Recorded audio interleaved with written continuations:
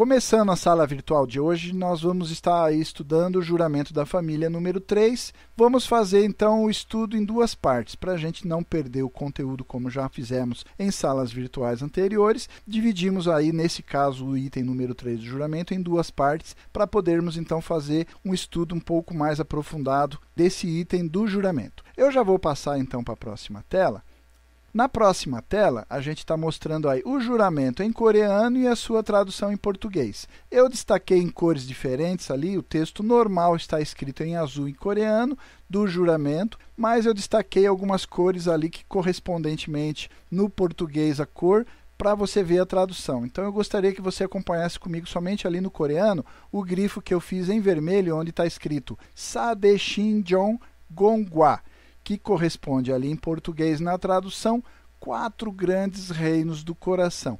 É a tradução possível que nós pudemos fazer para o português. Basicamente, se você olhar ali textualmente o que está em coreano, não é bem isso aí. A tradução, como eu falei, mais aproximada seria 4 grandes reinos do coração. Sa, a palavra que aparece lá no coreano, número 4. O Shinjeon ali no meio da frase se refere ao coração, e aí a construção ficaria aproximadamente 4 grandes reinos do coração. Esse é o tema que nós vamos discutir agora nessa sala, na primeira parte.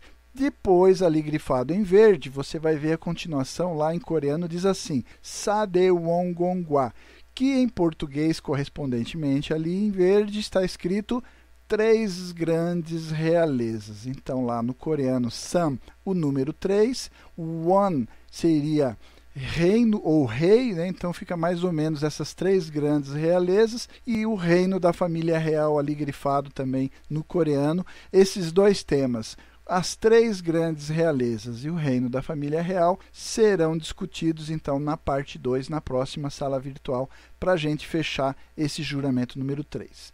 Ok? Então, basicamente, essa é a estrutura. Eu já vou passar para a próxima tela para a gente entrar no tema de hoje. Basicamente, o texto diz o seguinte, eu peço que você acompanhe a leitura e a gente vai aqui comentando, tá bom? O manual de amor. A família tem sido descrita de muitas maneiras. Um arranjo econômico, outros dizem que é a forma da espécie humana se reproduzir e gerar os seus descendentes. Outros vão dizer que é a portadora da cultura transmitida geração a geração.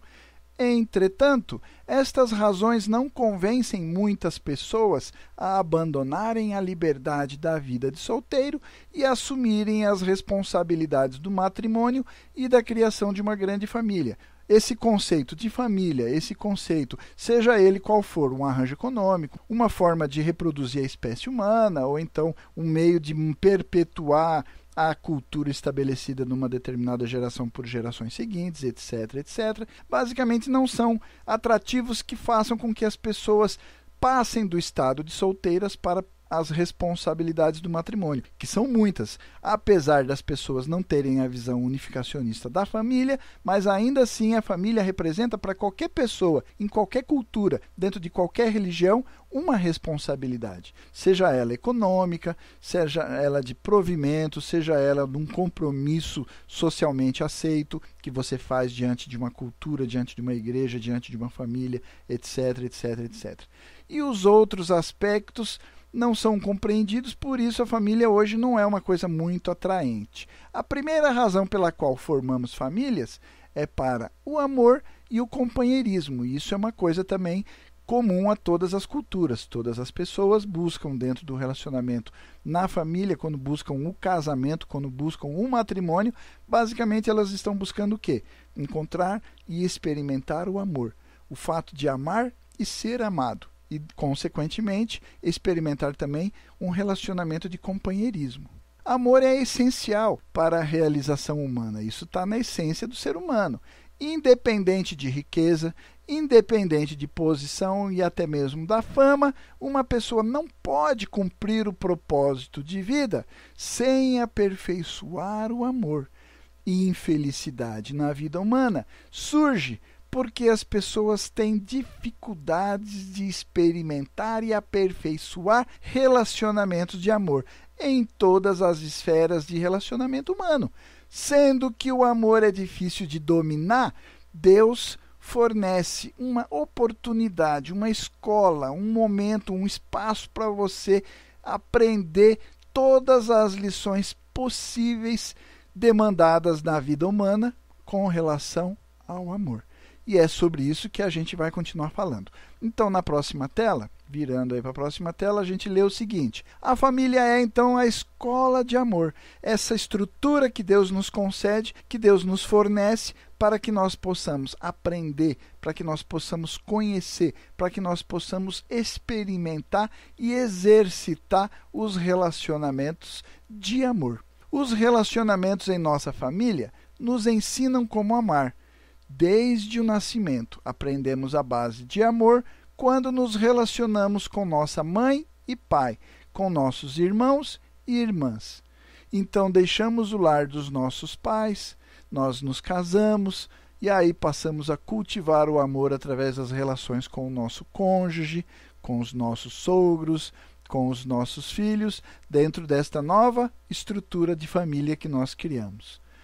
Todas as relações subsequentes em nossas vidas são padronizadas depois destas relações primárias com nossa mãe e pai, irmãos e irmãs, cônjuges e filhos. Nossa família de nascimento e a família que formamos criam, desta forma, um conjunto de relacionamentos permanentes para nos enriquecer em amor e nos desafiar a crescer em amor. E aí a pergunta inevitável que surge é o quê? Para que eu faço isso? Para que eu faço esse exercício dentro da família? O que me serve? Qual é a utilidade desse exercício na prática de construir esses relacionamentos que dentro da família são permanentes, mas também enriquecedores, que nos desafiam então a crescer no amor? É porque nas relações que nós passamos a ter na vida social, seja dentro da escola, seja dentro do trabalho, seja na comunidade religiosa, dentro do bairro aonde eu moro, no município aonde eu resido, o estado ao qual eu pertenço, o país no qual eu nasci, todos esses escopos, todas essas esferas vão colocar na minha frente relacionamentos os mais diferentes. Pessoas acima de mim, pessoas no meu contexto, pessoas subordinadas a mim, seja professor e aluno, seja colega da escola, no trabalho, o chefe, o subordinado, um outro colega, na política, o governo, ou se eu exerço uma função pública, se eu sou um homem de um trabalho público, né, se eu sou um funcionário público, etc. Todas as circunstâncias da vida humana nos colocam em relacionamentos que vão demandar de nós as experiências aprimoradas e aperfeiçoadas lá no contexto da família. Mas vamos discutir um pouco melhor isso adiante, avançando para a próxima tela. As 4 grandes realidades do coração. Esse é aquele ponto que nós mencionamos lá nas primeiras telas, que é o tema da sala de hoje. Aquele conjunto que fala sobre as 4 grandes realidades do coração. Por que lá no item 3 do juramento da família é demandado de nós realizarmos de forma perfeita os 4 grandes reinos ou as 4 grandes realidades do coração? O que é demandado de nós, famílias abençoadas? Vamos ao texto? 4 tipos de amor surgem na família: amor de filhos, amor fraternal ou amor entre irmãos, amor conjugal e, por fim, o ápice de tudo isso, o amor paternal.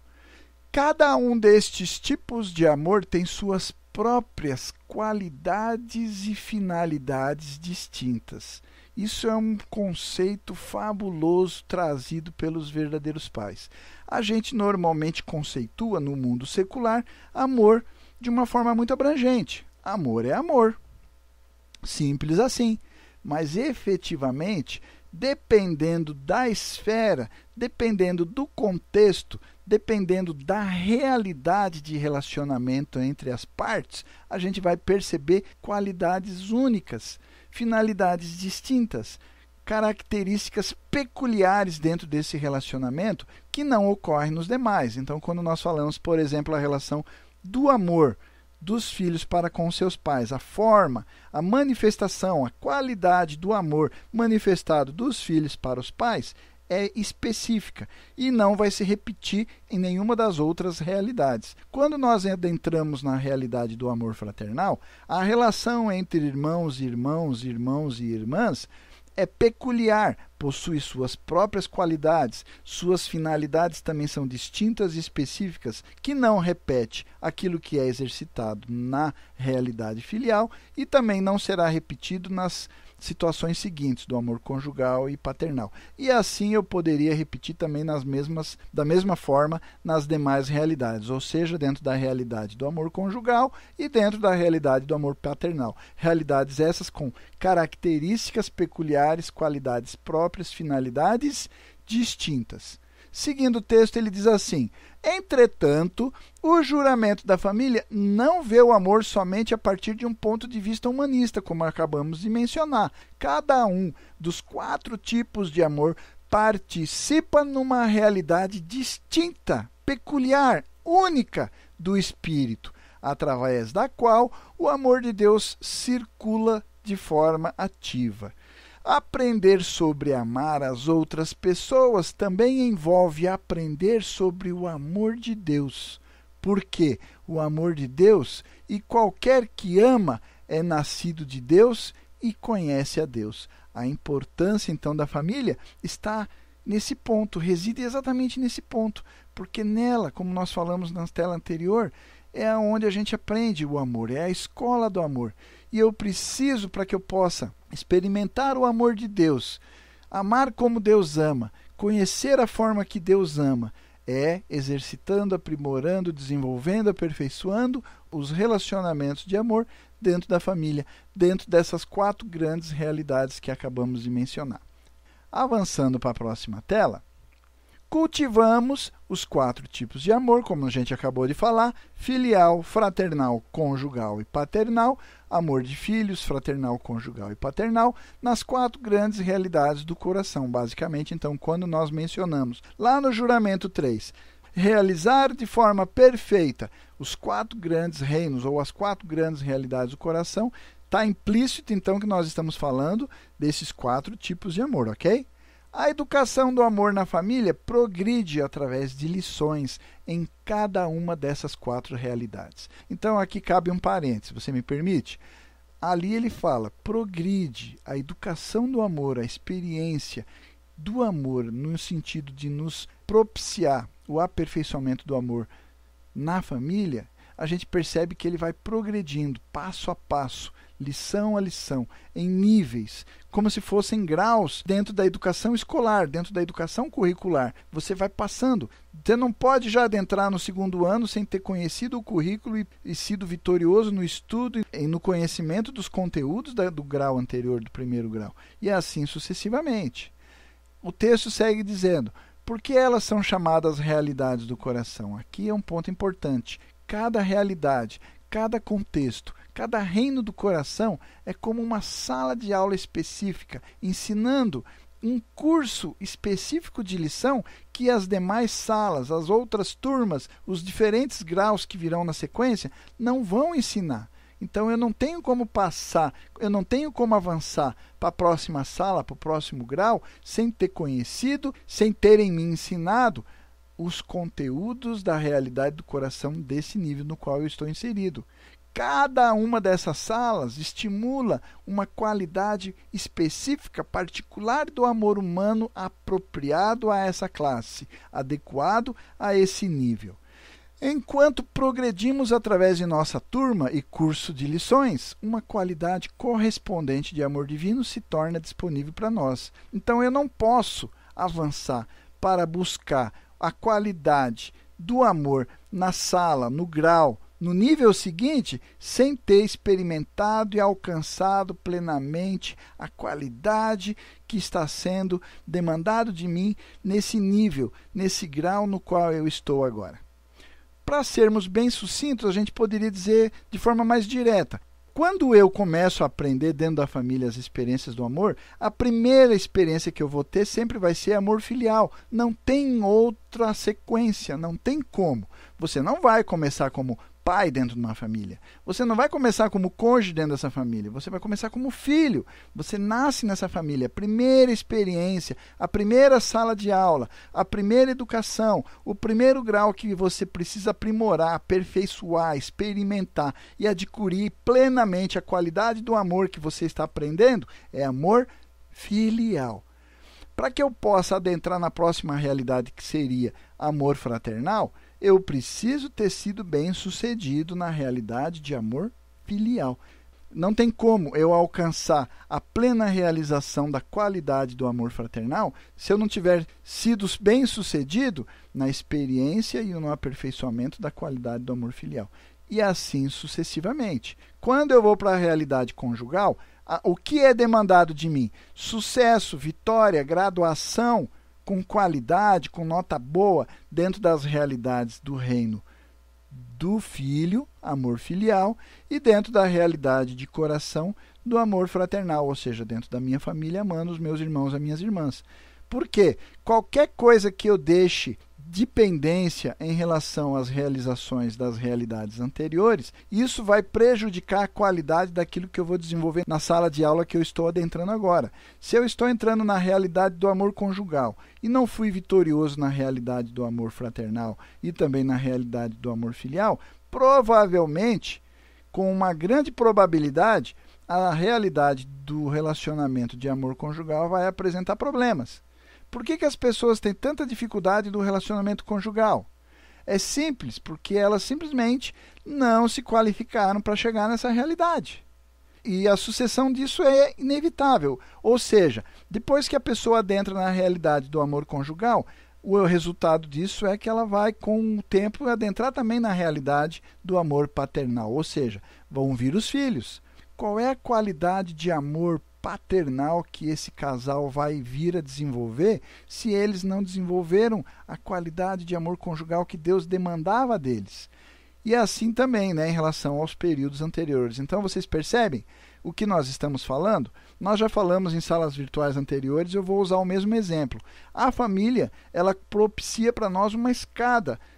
Cada degrau vai nos levando um pouco mais para o céu, um pouco mais próximo de Deus. Cada um desses degraus acaba sendo o suporte, o apoio para o degrau seguinte, ou seja, para que eu possa galgar o segundo degrau, eu tenho que estar com o meu pé muito firme, muito bem apoiado no degrau anterior, e assim sucessivamente. Então, nas realidades do coração, nessas 4 grandes realidades do coração, a gente tem que deixar bem claro, dentro da nossa família, dentro da nossa comunidade, naquelas pessoas sobre as quais a gente pode exercer influência de educação, que nós estamos falando das 4 grandes realidades nesta forma, dizendo que eu preciso passar pelas realidades de amor filial, depois amor fraternal, depois amor conjugal e, por fim, o ápice de tudo isso, a experiência do coração divino, a experiência do coração dos pais celestiais, a realidade do coração paternal.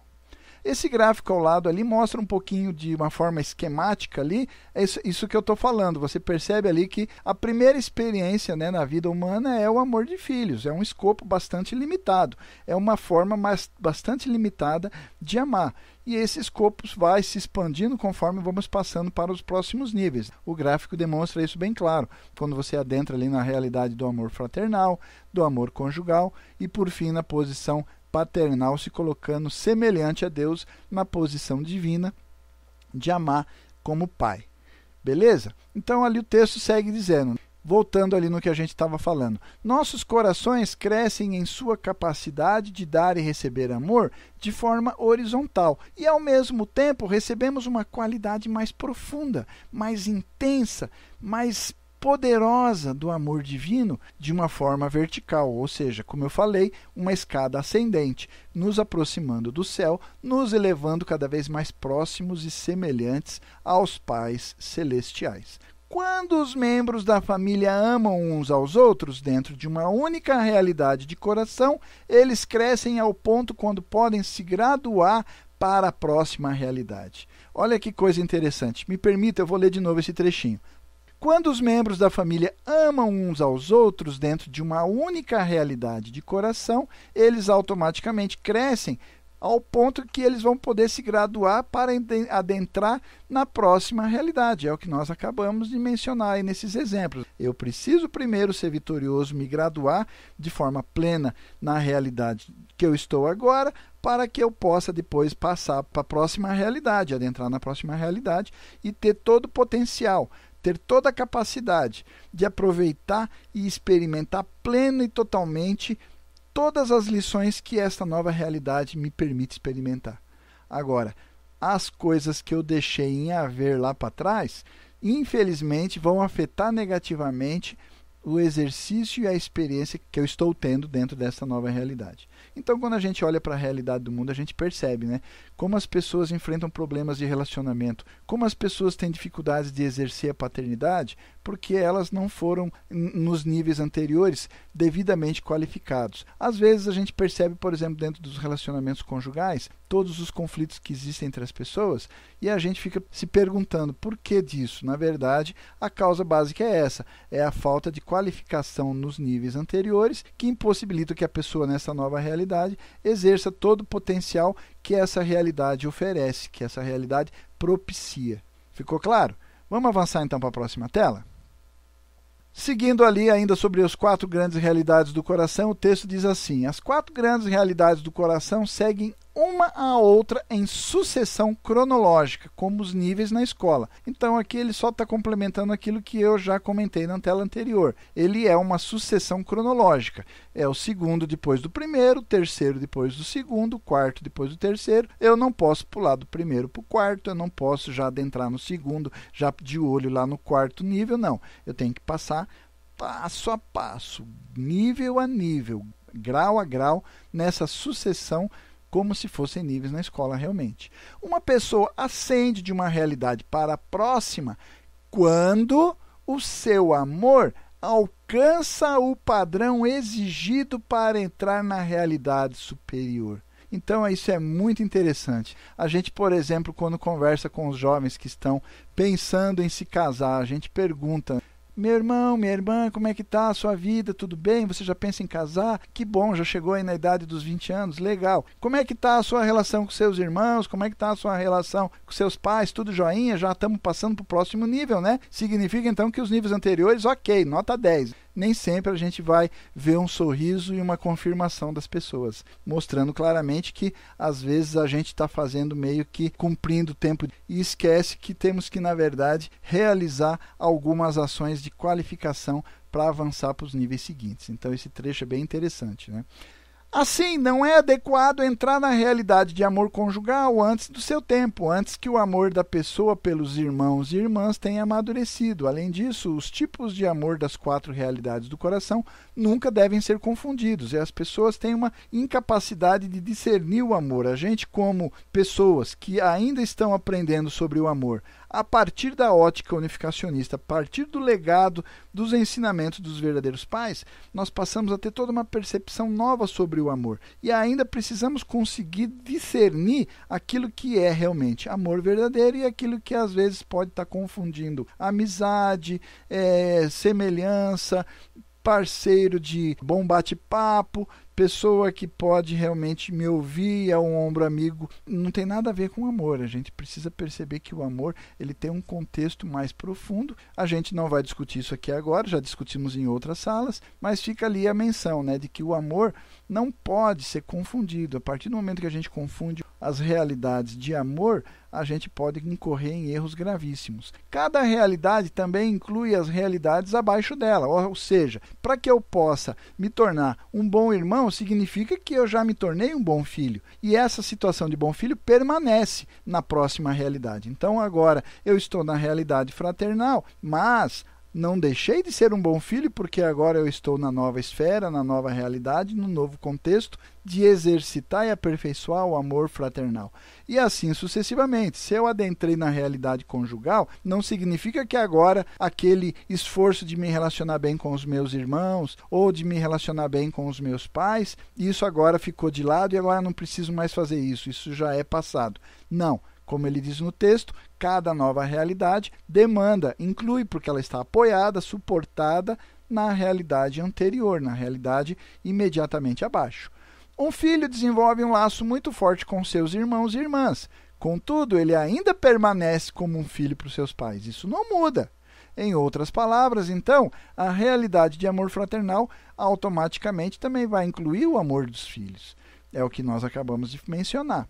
Da mesma forma, a realidade de amor conjugal também inclui o amor fraternal e o amor de filhos, e a realidade de amor paternal no ápice de tudo isso vai incluir todas as três anteriores, ou seja, o amor conjugal, o amor fraternal e o amor dos filhos. Um pai também é um esposo, ele também é irmão, e ele também é filho para os seus pais idosos. Então, o fato da pessoa se tornar pai, ela não deixou de ser cônjuge, ela não deixa de ser irmão de alguém e não deixa de ser filho de alguém. Essas quatro realidades se complementam, como uma escada, a gente vai subindo. Então, o segundo degrau está apoiado no primeiro, e depois o terceiro vai se apoiar no segundo e no primeiro, e assim sucessivamente. Ok? Assim, o amor é cumulativo na jornada através das quatro realidades do coração, é que nós acabamos de mencionar. Então, avançando para a próxima tela, vamos falar rapidamente aí sobre cada uma dessas quatro grandes realidades do coração. Primeiramente, amor de filhos. Um filho nasce a partir do amor de Deus. Todo filho é sagrado. Ele ou ela contém a semente florescendo de uma natureza divina. Enquanto o filho cresce, seu espírito desabrocha para revelar aspectos de divindade. Todo filho merece, demanda, precisa de uma atmosfera calorosa e amorosa que nutrirá o seu crescimento espiritual. As pessoas mais adequadas, mais propícias para dar ao filho essa nutrição, quem são? São os seus pais. Todo filho tem um direito humano básico de amar os pais. E esse direito praticamente se torna um dever. Se ele não amar os pais, ele vai amar quem? É deles que ele demanda tudo.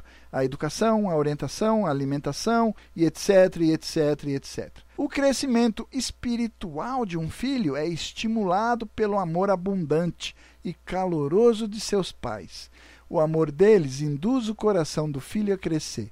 Além disso, os pais atuam também como canal para o amor de Deus. Como é que o amor de Deus pode chegar até o filho? Como? É através dos pais. Os pais devem estar conectados com o coração de Deus para que, através deles, o amor de Deus possa fluir, alcançando plenamente os filhos. A face dos seus pais é a primeira imagem de Deus que o filho enxerga. Como é que os filhos podem conhecer a Deus? Qual é a forma visível, notória, confirmando a existência de Deus? É os pais, ou deveriam ser os pais. E é no amor deles que o filho passa a entender a realidade de Deus. O amor dos filhos cresce a partir da receptividade aberta em querer agradar os pais. Este é o início da piedade filial.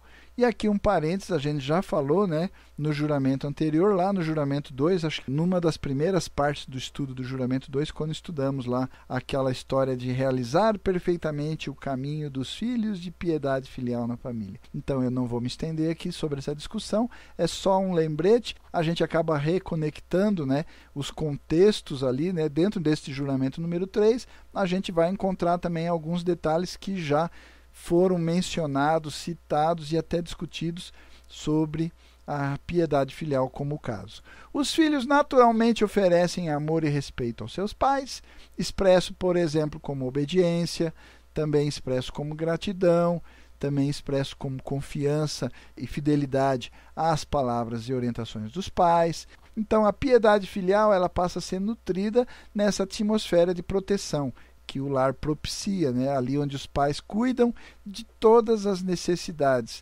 sejam elas físicas, sejam elas espirituais, dos seus filhos. Vamos avançar para a próxima tela? Os pais têm 3 responsabilidades básicas, 3 responsabilidades essenciais, a partir das quais o amor dos filhos passa a se aprimorar, se desenvolver, vai permitir que o filho possa aperfeiçoar o amor filial. Primeiro, a disciplina paternal pode manter os filhos no caminho certo.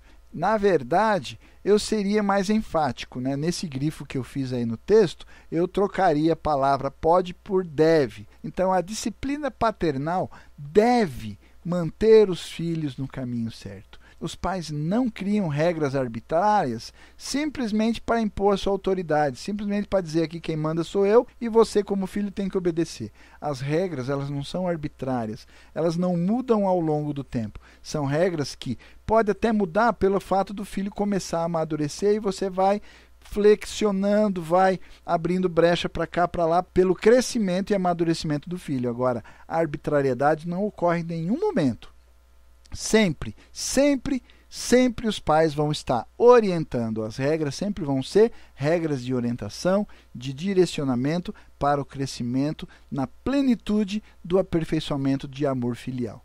Então, eles querem que seus filhos obedeçam para o próprio benefício, para o seu próprio benefício e para o seu próprio bem-estar. A obediência aos pais não traz benefício para os pais. Sempre, única e exclusivamente, a obediência aos pais vai beneficiar a quem?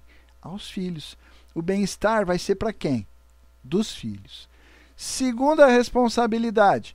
Os pais têm um papel especial para educar os seus filhos sobre assuntos íntimos de sexualidade e matrimônio. Apesar dos nossos filhos receberem orientações, lerem literatura na escola, na biblioteca, na faculdade, sobre assuntos íntimos de sexualidade e matrimônio, mas a verdadeira educação, com uma qualidade especial, sagrada e divina, ela sempre vai vir dos pais. São os pais aqueles que têm a responsabilidade, o papel especial de orientar, de inspirar, de educar e esclarecer os filhos sempre sobre todos os assuntos relacionados à intimidade, da sexualidade e também do matrimônio.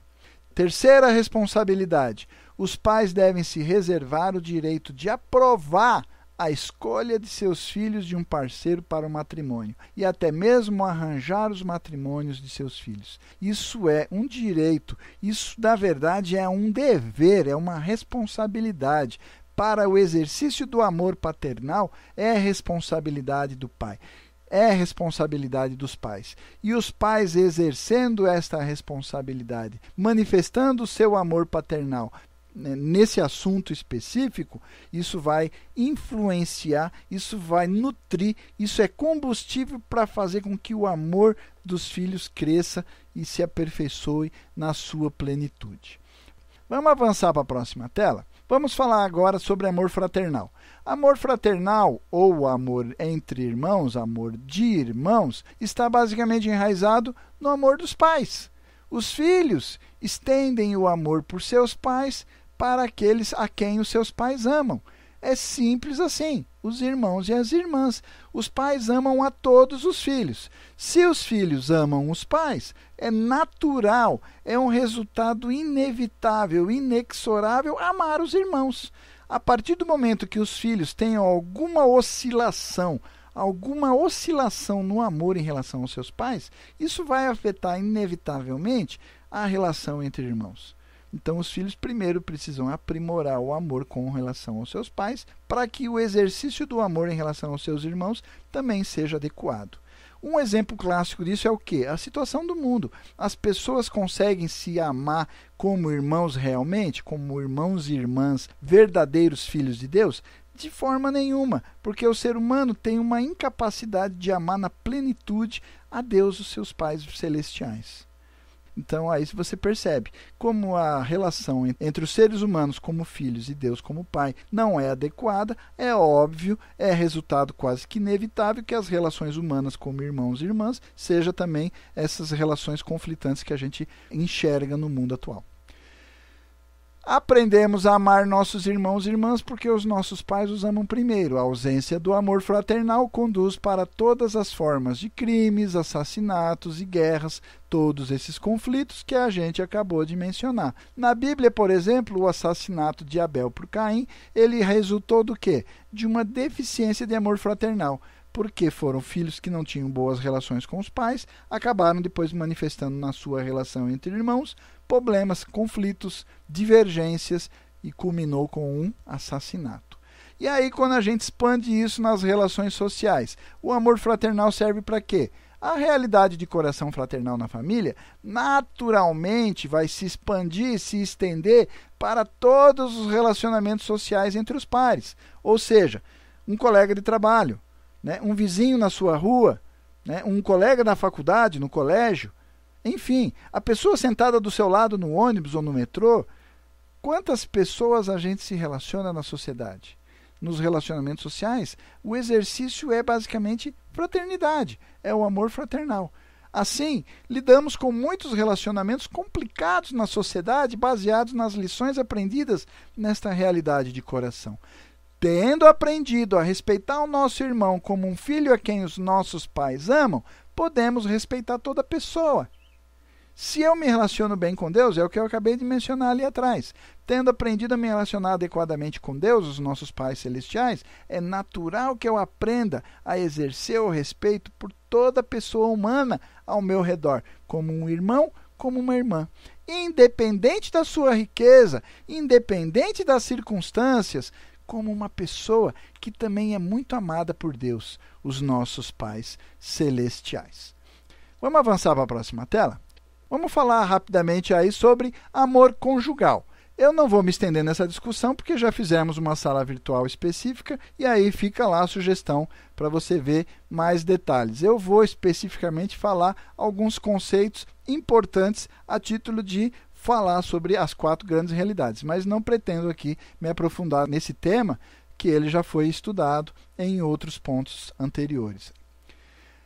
Amor conjugal. Realização sexual é uma dimensão essencial de felicidade. Sua expressão adequada ocorre no amor conjugal entre esposo e esposa.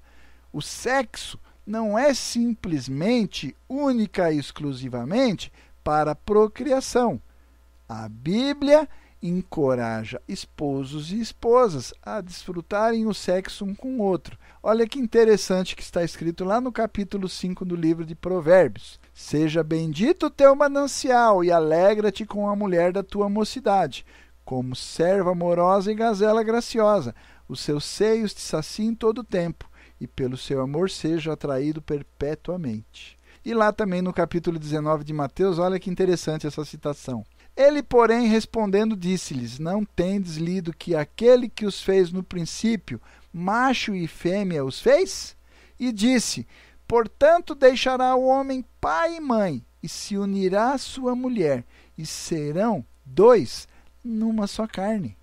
Assim, não são mais 2, mas uma só carne. Portanto, o que Deus ajuntou, não o separe o homem.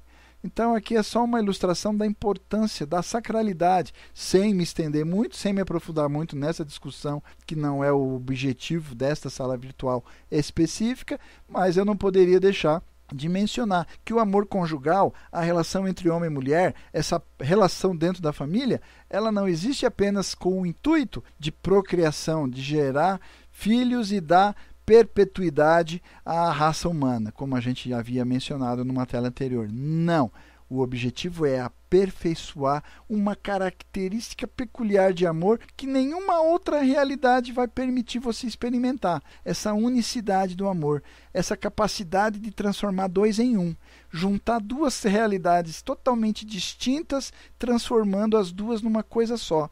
Coisas que são aparentemente opostas, mas que aí você transforma elas em complementares. Você não consegue mais enxergar aonde uma começa e aonde a outra termina. Essa unidade se torna tão íntima, tão profunda, que você não enxerga mais 2, mas sim um só, como diz ali no livro de Mateus. Tornar 2 uma só carne. Esse é o grande segredo, esse é o grande poder, essa é a grande dádiva do amor conjugal. Transformar homem e mulher numa entidade única divina que nós chamamos de pais. Pais verdadeiros. Vamos avançar para a próxima tela?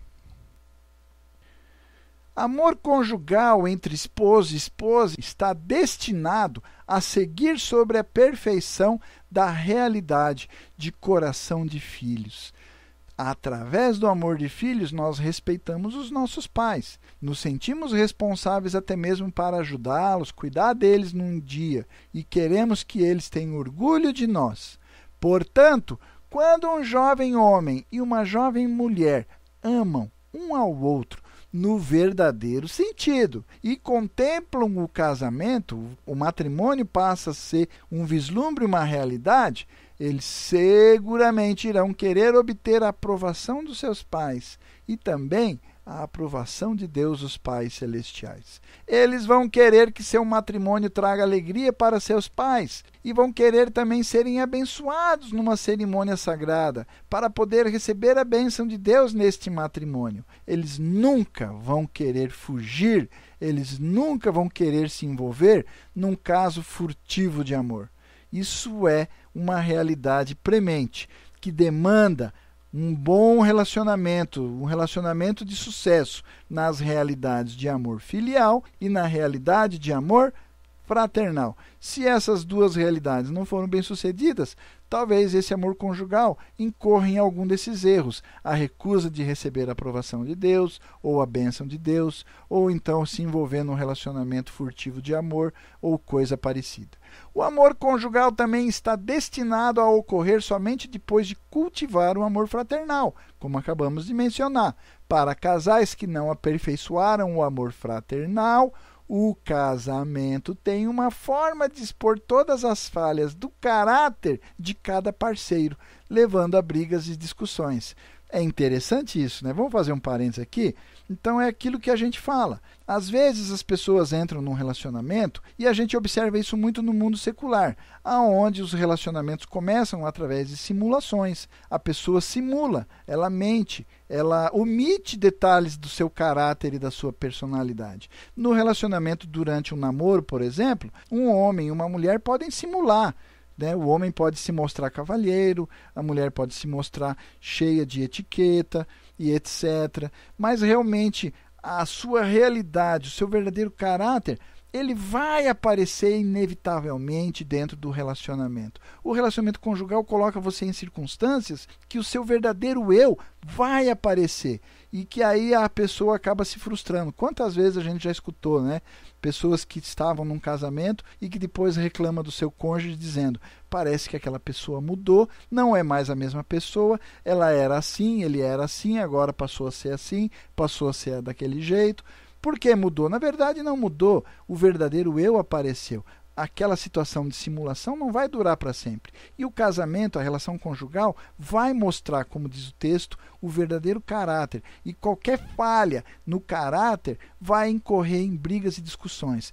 Todas as brigas e discussões que ocorrem nos relacionamentos conjugais ocorrem exatamente porque a gente carregou para o relacionamento conjugal falhas de caráter que nós não corrigimos nas relações da realidade filial, ou seja, como filhos em relação aos pais, e da realidade fraternal, ou seja, nas relações com os nossos irmãos e irmãs. Não importa quão romântico e amoroso o casamento possa começar, se o nosso amor ele ainda é imaturo, se ele ainda é parcial, se ele ainda é incompleto, se ele ainda não é bem sucedido nas realidades de amor filial e amor fraternal, então cedo ou tarde descobriremos incompatibilidades com o nosso parceiro. Essa é a realidade do mundo secular, essa é a realidade do fracasso dos matrimônios do mundo secular, porque as pessoas fracassaram nas realidades anteriores. Não importa quão romântico e amoroso o casamento comece, não importa quilos, toneladas de flores que ele possa ter enviado para ela, cartas românticas que ela possa ter escrito para ele. Isso não vai encobrir o desvio ou a falha de caráter que foi omitido na preparação e na qualificação para a realidade do amor conjugal. Avançando para a próxima tela, vamos falar mais aí um pouquinho sobre amor conjugal, e ele diz assim: a educação mais importante para o amor e o matrimônio é a educação do coração de uma pessoa jovem sobre como se tornar um ser humano amoroso. É importante educar, então, os jovens para o matrimônio. A educação do coração de uma pessoa é fundamental para que ela possa experimentar a realidade conjugal com sucesso. E as falhas dos relacionamentos conjugais é culpa nossa. É nossa culpa que não exercemos e executamos a educação adequada sobre o coração para os jovens do mundo atual. Antes de entrar no relacionamento conjugal, os jovens devem entender os princípios espirituais para cultivar um matrimônio bem-sucedido. Eles devem trabalhar para fazer crescer os seus corações através das realidades de amor lá de filho e também de amor fraternal, a fim de se preparar para os desafios que o casamento com certeza, seguramente trará. Nesse sentido, a educação sexual contemporânea, que se concentra única e exclusivamente na fisiologia e biologia do corpo humano, fornece então uma preparação pobre, ínfima, medíocre para o casamento, se é que existe alguma preparação dentro da filosofia da sexualidade, passando por cima de todos os demais valores. O propósito do matrimônio. Qual é o propósito do matrimônio? Por que é tão essencial concluir o propósito da vida humana através do matrimônio? O que o filósofo Sun-Hoon Lee escreveu? Olha que trechinho super interessante que vai aí. Em nações avançadas atualmente, homens e mulheres facilmente se casam e também facilmente se divorciam. Como resultado, a sacralidade e a natureza eterna do matrimônio já estão perdidas. Esta não é a forma original para o relacionamento de esposo e esposa. Nenhuma resposta satisfatória ainda foi dada para essas questões, como por que as pessoas existem como homens e mulheres e para qual propósito elas se casam. Assim, as pessoas frequentemente preferem não se casar mais, simplesmente pela realidade, pela forma como elas encaram, como elas enxergam, elas não entendem a sacralidade. E é nossa responsabilidade, é minha, é sua, é nossa responsabilidade ensinarmos isso para os nossos jovens, para que eles possam entender a sacralidade e o propósito do matrimônio, não apenas como uma união econômica, um objetivo de procriar, ou simplesmente buscar um companheiro que nos aceite, que nos compreenda e que nos ame. Não. Vamos avançar para a próxima tela? Vamos agora, para fechar essas 4 grandes realidades do coração, falar aí sobre amor paternal. Um esposo e uma esposa juntos se assemelham a Deus das formas que um ser humano individual nunca vai poder se assemelhar. Então, por mais que você se aperfeiçoe individualmente, você é a perfeição humana masculina ou você é a perfeição humana feminina, ainda assim, você não é a plena semelhança de Deus. Somente quando você encontrar o seu parceiro, aquela pessoa que te completa, um esposo e uma esposa, o seu cônjuge que te completa, aí sim você pode se assemelhar a Deus. Um esposo e uma esposa compartilham a natureza criativa de Deus. Eles podem juntos gerar filhos, tal como Deus criou os seres humanos para se assemelharem a Ele. Quando os seres humanos se juntam como esposo e esposa, eles podem produzir outra entidade, ou seja, o seu filho, que se assemelha plena e completamente a eles mesmos. O amor paternal é totalmente altruísta, dando tudo para o benefício do seu filho. Como Deus dá e dá, esquece o que ele deu ao criar o mundo e conduzir a sua obra de salvação, assim também os pais farão, amando seus filhos de forma incondicional, sem nenhum limite. Os pais querem que seus filhos cresçam para ser bem-sucedidos na vida, mas muito mais bem-sucedidos na vida. Se você é bem-sucedido, você quer que o seu filho seja menos sucedido do que você, tão sucedido quanto você ou mais bem-sucedido do que você. É lógico que a terceira e última alternativa é a sua opção. Ou seja, qualquer pai, como Deus também, quer que os seus filhos cresçam para ser muito mais bem-sucedido do que ele mesmo. Na verdade, vos digo que aquele que crê em mim também fará as obras que eu faço, e as fará maiores do que esta. Só para exemplificar lá no livro de João, como palavras de Deus, a nossa realidade se assemelha. Na verdade, nós vamos querer que os nossos filhos façam o que a gente faz? Sim, mas não só o que a gente faz, mas coisas muito maiores, realizar muito mais, ir mais longe, viajar mais, ganhar mais, estudar mais, ser mais feliz, ter mais filhos, etc, etc, etc. Avançando para a próxima tela. Amor paternal. Nessas diversas maneiras, a realidade de coração paternal nos dá a oportunidade de incorporar mais plenamente o amor de Deus.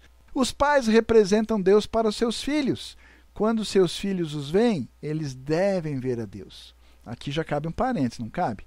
Os pais deveriam representar Deus para os seus filhos. A primeira experiência do amor de Deus, a primeira experiência de Deus, o primeiro vislumbre de Deus que os filhos deveriam ter já desde os seus primeiros dias do seu nascimento, seria através dos pais. Quando seus filhos olham para os pais, eles deveriam estar enxergando Deus. Nós deveríamos ser essa manifestação de Deus para os nossos filhos, na forma de amar, na forma de agir, na forma de falar, na forma de educar, na forma de perdoar, na forma de incentivar. Enfim, em todas as maneiras nós deveríamos manifestar visivelmente, substancialmente, as características de Deus. Que enorme responsabilidade para os pais! A distância entre a realidade de Deus e a capacidade dos pais de representar adequadamente Deus é a medida da queda humana. Qual é o prejuízo da queda humana, meu irmão? Qual é o tamanho do prejuízo da queda humana? A medida disso está aí. A distância entre a realidade em que Deus se encontra e a capacidade de nós, pais, representar adequadamente, de forma mais aproximada, a imagem de Deus. A sociedade é uma expansão da família, nós sabemos bem disso. A família é onde as pessoas aprendem atitudes e formas de se relacionar com os outros, define a forma que elas se relacionam com o mundo mais amplo. Então, aquilo que você aprendeu, aquilo que você exerceu, aquilo que você aprimorou dentro da família, é aquilo que você vai praticar, é aquilo que você vai exercer, é a forma como você vai se relacionar no mundo mais amplo, ou seja, nas diferentes esferas dos relacionamentos, na comunidade religiosa, na escola, na faculdade, no trabalho, na rua, com os vizinhos, dirigindo no trânsito e etc, e etc. A família é a primeira, é a fundamental escola de ética e moralidade, onde as pessoas aprendem a valorizar e respeitar as outras pessoas e todas as coisas. Os pais incutem normas morais nos seus filhos e vão ficar orgulhosos, obviamente, quando os filhos são adequadamente morais. Também são respeitosos nos relacionamentos com os outros, porque aquilo ali que o pai vê o filho fazer, ele sabe que foi a sementinha que ele plantou, aquilo que ele incutiu como norma de moral, de ética, lá desde os primórdios, nos primeiros anos de vida do filho ou da filha. Vamos avançar para a próxima tela?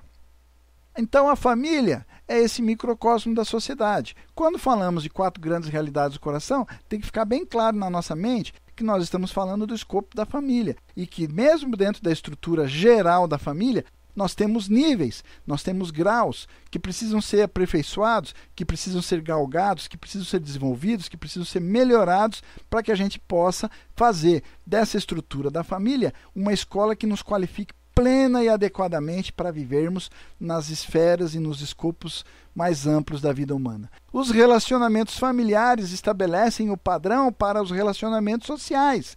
Aquilo que eu vou fazer na sociedade é aquilo que eu aprendi em casa. Eu não posso ser um bom cidadão se eu não fui um bom filho. Eu não posso ser um bom professor se eu não fui um bom pai. Eu não posso ser um bom colega de trabalho se eu não exerci isso adequadamente com meus irmãos em casa. Eu não posso respeitar as mulheres ou os homens na rua se eu não sei respeitar o meu cônjuge em casa.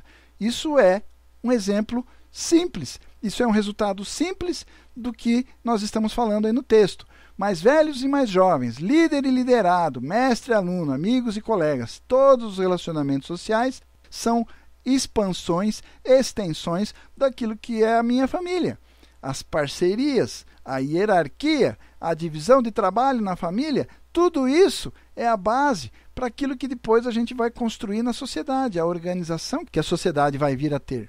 A sociedade política estima valores, como, por exemplo, liberdade, igualdade, justiça, paz, tolerância, respeito pela autoridade, simpatia pelos oprimidos e etc, e etc.